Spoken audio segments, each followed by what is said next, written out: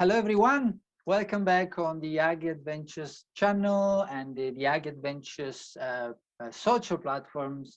Today we are here for another interview on with local food producers. In this case, today we changed a little bit. We have a professional that works in the industry of sensory, which is, in my opinion, still correlated with food production, because in the industry of food production, we also need professional that's capable of communicating the value of these products. So welcome, Briony, okay, sorry, to the AgriAdventures channel. And people is following us. They're following us from Facebook, from the radio, and will follow us on YouTube. Generally, when I start the interview, I ask a little bit about the person. So would you like to tell us a little bit about you? Where are you from, and what brought you to be specialized in sensory? Yeah, hello, it's great to be here. Thanks for the invitation. Yes, so I'm Briony Liebich, and I've been doing sensory analysis, which is kind of like a professional taster, for the last 17 years. I grew up in a winemaking family in Barossa Valley, which is where I got my love of good food and drink. And yeah, kind of sensory analysis is a way to measure how people react to different flavors, smells, and yeah, it's very important in terms of quality in all areas of food, wine, and beer production. So for the last few years, I actually started in the wine industry, following on from my upbringing. I worked with the Australian Wine Research Institute, learning how to describe wine research projects. As a sensory analyst, you work with a panel of tasters. You train them, and they become like a measuring instrument. So you can measure if wine is grown in different regions or from areas with different soil types, that can come through to the flavors that are perceived. So yeah, lots of research in my background. And when I felt like I needed some industry experience, I asked around and got some contacts with a big brewery in Adelaide, West End Brewery. And I've been managing a sensory program there. So every day there's daily tastings. You need to train tasters, keep their palates in check, make sure they can recognize both good flavors and negative flavors that might make the product, yeah, we don't want consumers complaining about products. So yeah, went from wine to beer, and now I'm running my own business in education of teaching people to be a better taster. Teach people, okay. So maybe you were a taste coach, you were bringing people and say, okay, get ready. This is salty and this is sour and this is so. Yeah. And you said, do you have to study to achieve these positions? Is that right? Yes. I had a science degree, which led to the first lot of wine work. But there aren't many places to study sensory. There weren't many food science degrees when I was at university. So most of it's on the job learning. And since then I've done certificates and online courses in sensory, and statistics is a big part of that too, dealing with lots of numbers, and yeah, using humans as a measuring tool. We can understand there's a lot of differences we all have, and you use statistics to account for different biases, and you're trying to validate the responses from a group of people. The people could be consumers or a trained panel. And the trained. It's really interesting because obviously you need to use the tool, which is the one that is going to consume the product. So you cannot base yourself on just a chemical analysis, because really who's going to consume the product is the final customer. And if we don't grasp the final customer, that can be the most perfect product, but if it doesn't go right, it's not going to work for the average palate. So really interesting, because like for my experience as being trained as a sommelier, I had to go through all the process of training the palate, and it was done in big groups of people. So we were generally between 20 to 40 people, and we were having to sort of find out a similar pathway where we can come out with something similar from everybody, and often was not possible. So we were having to interpret our feelings and then correlate them with the others. So that is really, really intriguing. That's really, really something we could have a full 40-minute topic of one of the AgriAdventures podcast anyway.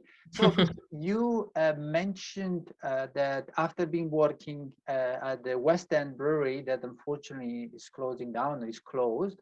Yes. You are now working on your own business, which is in training. Can you please explain a bit more about it? Yes, so the beer industry in Australia is, well, even though some big breweries are closing down, like West End did, there's you would probably noticed a lot of smaller breweries opening, and there's a real need. A lot of breweries, a lot of companies don't necessarily have a dedicated quality person or a sensory person. So there's a gap there. My business is Flavour Logic. And I can educate and help set up processes and small sensory programs in a company. There's in a smaller company, you might only have 1 or 2 or 3 tasters. But yeah, as we know, it takes a little bit of practice, and need to concentrate in a tasting to get the best results. So the more consistent people are, the better. And yeah, without some training or awareness of how individuals perceive certain flavors, there's quite a few flavors that some people don't perceive at all. It's just based on a genetic thing. So being aware of that, knowing your own limits, and understanding how people use their senses.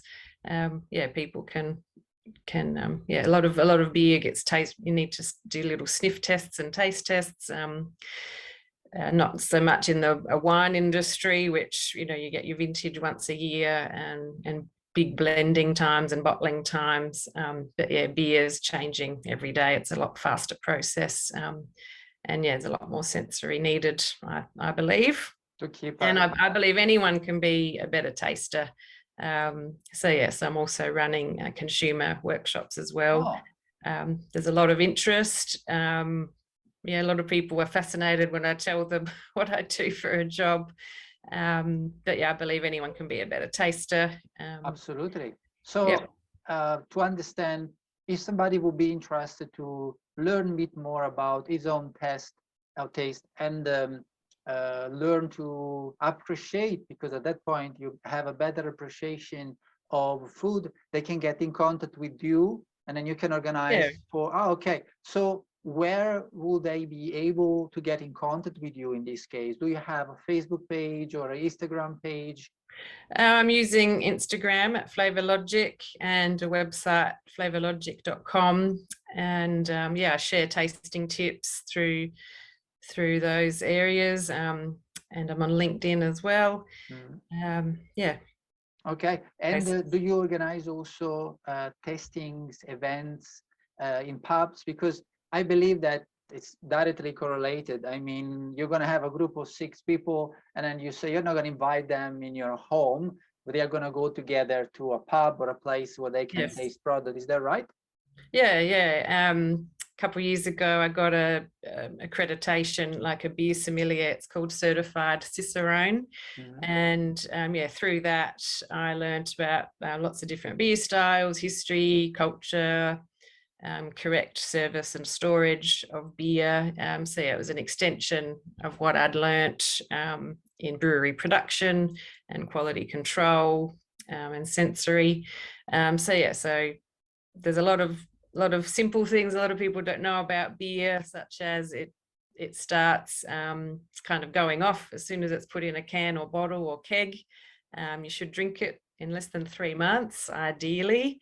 And yeah, so it changes a lot quicker than products like wine, cider, and spirits. Yeah, it's same like for me with chocolate, that you should consume chocolate in a month time, but a lot of people, they think it living forever, so they get this chocolate, they put it in the storage, and then they grab it out 2 years later, and they think, oh my god, why so dusty, why the skin is the surface is so white. It's like, come on.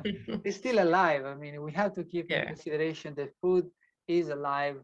We need to look after it, and then we need to learn about it, not just always thinking that everything is straight and everything is perfect. Otherwise it will be plastic, isn't it? Yes. Okay, and okay, I assume that obviously for this business you want to bring on your passion, because this is a passion for what I understand. Otherwise you won't be studying so much behind it. And where do you want to go? Like, what's the idea that you would like to bring on with your new business? Yeah, sure. Well, yeah, the more education, the better, I believe. The more people can kind of, the first thing is to put beer in a glass. If you can identify flavors and swirl a bit, get some smells, you're going to remember more about what you taste. You'll be able to talk about it with friends, family. Is good for all our local industries. If there's more education, you've naturally got more appreciation. I like to see people trying different products, not just sticking to the same beer or beer style or same brand. If you go visit a local brewery, grab a tasting flight, a beer tasting paddle, try different flavors. So being aware of your senses, experiencing different things, it's great for all our local food and drink industry. And then, of course, on the brewery side, consulting and educating and getting people up and running in sensory and quality programs. They need to be making good, consistent products that people will enjoy and not complain about. Absolutely. It's the same like vision that I share when I speak about wine, and I train people to understand wine. And mainly because they are all product of expression. They could be the brewer expression, so what the story, what they learned, or where the ingredients are coming from. They are bringing history in, and also history is a really amazing part of the game. Like, it's so intriguing how products, they've been changing, food has been changed in 200 years, and how we think everything was the same, or really is not. So it's definitely fun and entertaining. And as you said, education it's crucial for the industry. And coming from Italy, when you have a lot of competition and you have a lot of education in a sector, you also have a growing peak of quality, which is really beneficial for the whole industry. Yes. So having people like you, that they are dedicated in education, they're dedicated to bring this knowledge to the final customer and the professionals, it's game-changing sometime for a whole industry. I just want to point, a lot of people get the wrong idea sometimes. A lot of people ask me, are you always analyzing beer? And the answer is no. I'm aware of my senses and tasting, and I can switch on and off. There's tasting mode and there's drinking mode. So I've heard some brewers are always on. If they're drinking someone else's beer at a pub, they pick it apart. But no, I believe you can switch on, switch off, so you can still enjoy just a beer without smelling it, and describing 5 flavors Yes. or whatever. Yeah. My problem is when I say I am a sommelier, that the first thing they ask me, oh, what's your favorite wine? Yes. How do I get, like, there's so No. many.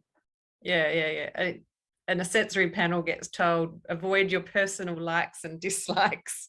Yes. You're just trying to say, oh, which wine smells more like fresh berries, or which wine is more acidic, or which beer is more malty.